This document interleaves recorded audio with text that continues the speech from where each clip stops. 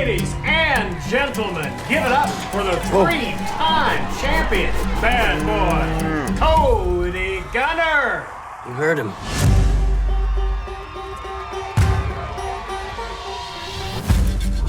Cody Gunner. Saw you ride tonight. You were good. You have no idea how good being angry makes me. You have just witnessed history. That is a 13-5-1 for Allie Daniels. What Dustin did out here is so bad for you, honey. Everything's bad for me, Mama. Miss Daniels? Allie, right? The barrel racer. Yeah, that's me. You ever seen anyone so pretty on a horse before? Are you chasing me, Cody Gunner? Well, that depends. Do you want to be chased? Come on. Really, Allie? What? Did you what me? I saw those eyes at you. Is this really something? You and Allie? Why do you ride angry? My dad, he left when I was 11. My brother was just 3. Why do you ride sick? My sister, she was sick too. I didn't want to live like that, you know? Locked inside, too safe to really live. What makes you believe? How do you know it's real? Peace. He came to give us peace. Well, Karen and Tyler, such a great opportunity to get a chance to sit down and talk with you guys. How's it going? What's the response been like? We have great news. It's the #1 show. We're so excited. It's the #1 show on Pure Flix, and we're pinching ourselves about that. We just can't believe, God is so good, and what he's doing with it. The response has been overwhelming. Yeah, we're just so happy to be here and to be celebrating everything that God's doing with this series. You know, what's amazing is I keep having these moments of like, I was at a Kane concert, a couple days ago, and it like, there's all this great programming and great music and great stories and great TV shows, but yet we still need to get the word out about all of this. I mean, God is doing such amazing things, I think, right now through entertainment, how we can fill our mind with stuff it's really compelling and good stories, but that are also Christ-centered as well. Speak on that if you can, Karen. You've been at this for a while now. Where have you kind of seen this evolve now? Because you have been in it now for a couple of decades. Well, it's funny, from the beginning, I would always, when I was writing a book, we called it life-changing fiction because the story had a message that would come in through the back door of the heart. It wasn't a message that was heavy-handed on top of the story, but it was woven into it. And there was such a hunger for that, but I've seen that build and grow. And I really feel like we are in a time of revival right now in our country. You see it with the college in Asbury or other colleges around the country. You see it with the Jesus Revolution movie. People are being drawn and compelled to come toward a message of hope in Christ, because there's a lot of people who are in a hopeless place right now. I think as the country became more divided and just the craziness and everything from the last few years, that it really does sort of leave you with like, well, I need something bigger, better than myself. And people may not understand it altogether, but they're drawn to it. So it's really for such a time as this, that, this year is such a crazy year for us because a couple book releases, we write a children's series. So we have one of those books come out, but there's Thousand Tomorrows. And then the Baxter family may come out yet this year. The Baxters, we have 3 seasons in the can with that. And then also we did our first movie. We opened a Karen Kingsbury Productions company, and now we've made our first movie. Tyler directed it, and it will be out hopefully later this year, called Someone Like You. But there's such a hunger for that kind of content. Yeah. Oh, I love it. All right, Tyler. So tell me how it is. And I'm sure you've been asked this several times, so my apologies. But how is it working with Mom here on kind of the more romance side? Because on one hand, I do think it's so nice to both get a woman's input and a man's input. But then you add the mother-son duo as well. Tell me how that is. It's actually worked really well. I think that we, as collaborators, we made a decision when we, started working together that we're family first, and we want to honor each other, and we want to honor the Lord and honor the story. And so even if we get into, disagreements about which way a storyline should go or which character to add in, it doesn't last very long, because we know that we're family. We're gonna come to an agreement. And I just learned so much from her, growing up, obviously, seeing how she treated other people, how she loved the family, how she honored the Lord with her life.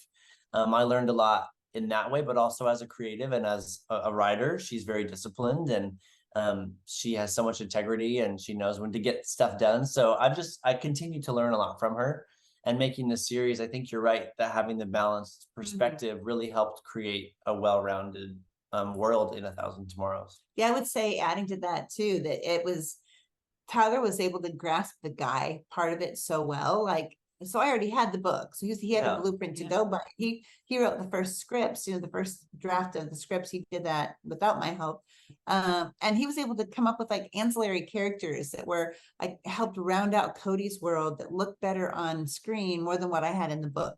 I leaned into the romance. He leaned into the guys, hanging out together and being bull riders. So it was really. But I can't lie. I mean, the romance is compelling too, because it's such a great love story. So. Did you guys have a hand? We're going to speak with Colin. I am here right after this interview. Did you have a hand in casting? How did that work for you guys? Yeah, we actually didn't. We had Sony and Pure Flix, they hired a casting director. And so throughout the process, they would send us videos. We're thinking about. I was going to say, how was that, Karen? I mean, you obviously write it, so you have this mental picture of who should be playing it. Well, everybody got really excited about Colin. I mean, he looks like a bull rider. First of all, he doesn't. They're like a more of a compact kind of an athlete type vibe. Yeah. But what I really loved about Colin was his heart, because we needed to see him connect not only with Rose, playing Allie, but we needed to see him connect with his brother, Carl Joseph. And I feel like everybody right now is in love with Colin Ford's version of Cody, because he has such a deep heart. Yeah. What is the message that you want when people watch this series? Yeah, I feel like, to me, it's going after the thing that God has called you to do without fear. So walking in faith. And for Allie, she was sick, but that didn't stop her from doing the thing that God had gifted her to do. For Cody, he was so angry, and he had to learn. I mean, he wasn't walking in any kind of level of faith in the beginning of the story, but he comes to see that anger is not his friend. He thinks it is, but rather it's harming him to carry this burden. It's almost this cancerous anger and hatred and rage toward his father. And he has to learn how to work through. It's harder to work through it, but so much more freeing in the end. And so we get to watch his arc develop, and 6 episodes gave us a lot of time to really play that out. It's just one book. So it was a wonderful thing to have that much time to play those themes out. Yeah. Tyler, what do you hope people get? Yeah, I mean, I think just to piggyback on that, you might not be dealing with an illness like Allie does, or you might not have big anger issues like Cody does, but everybody has a burden to bear. Everybody's carrying something. And there's a moment in episode 5 where they talk about being strong and courageous in the Lord, and they read from Joshua 1:9, and there is something that we all can be strong and courageous in, where God's saying, I know this is hard, I know this is scary, but step out in faith, trust me, and believe that I'm going to be there for you, and just watch and see what happens when you stand in strength and courage. So we obviously want people to be entertained and fall in love with the beautiful love story, but we also want it to touch their heart and look inward and say, okay, well, how can I be a better person and a better light in the world that so desperately needs it? It's a good segue. I want to end with you, Karen. I shared with you a little bit before we got started how I relate to your personal story so much. And I think there's so much to learn, when we're at a place, because again, we have kind of similar backgrounds, where we came from a journalism background, and you think that's where you're going, the path. And then at some point you give it to God and you say, let me use my gifts to glorify you. And look what God has done, Karen. I mean, it gives me goosebumps, because I think if we could encourage more people to say, you know what, as you said, Tyler, step out in faith and use those gifts to glorify God. Look what he can do. Look what he can do. I remember a moment at one point where I was so convicted by the Holy Spirit that the gifts that God had given me, that I was using them incompletely. It was something, but it wasn't all he was calling me to do.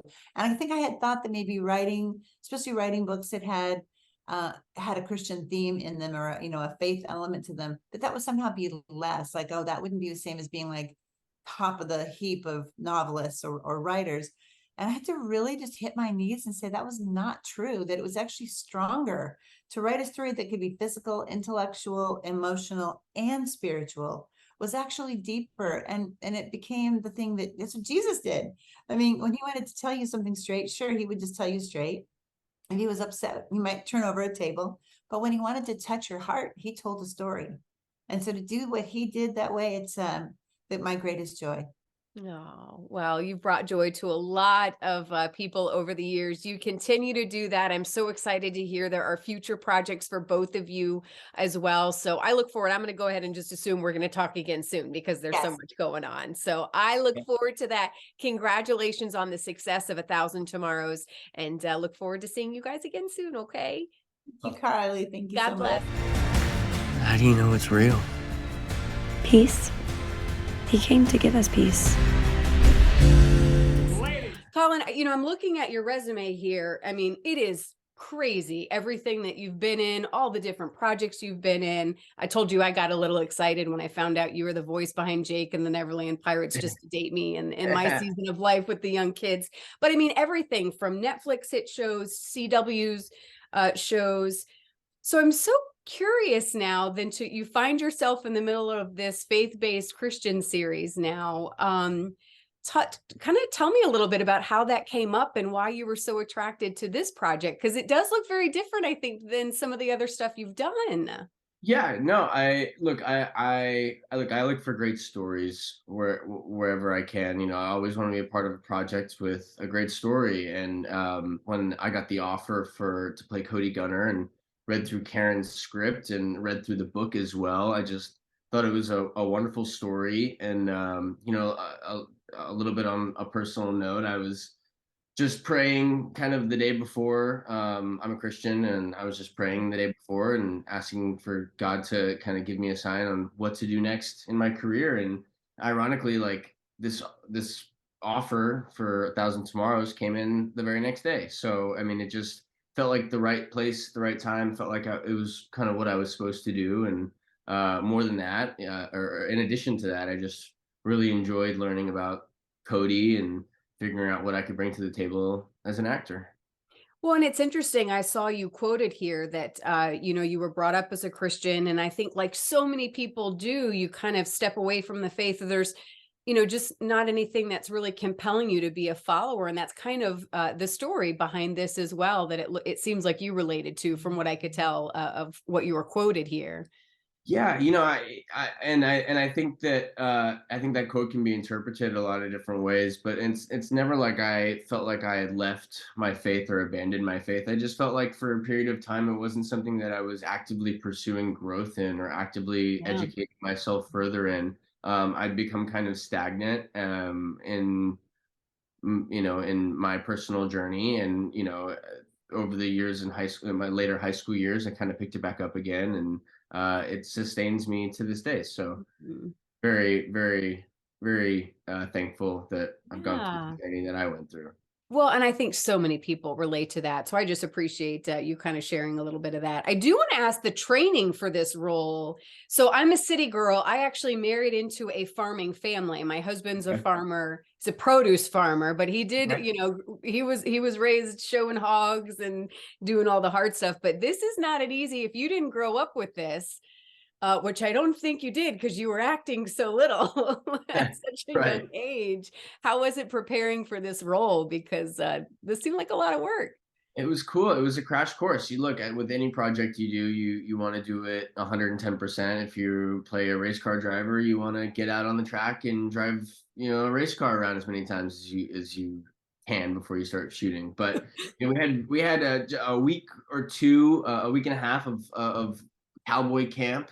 That means some of the guys went through, and it was great. We had all these stunt guys teaching us what to do, what not to do. This is the step-by-step process of what happens before you get on the bull to the moment they open those gates and you're holding on for hopefully 8 seconds.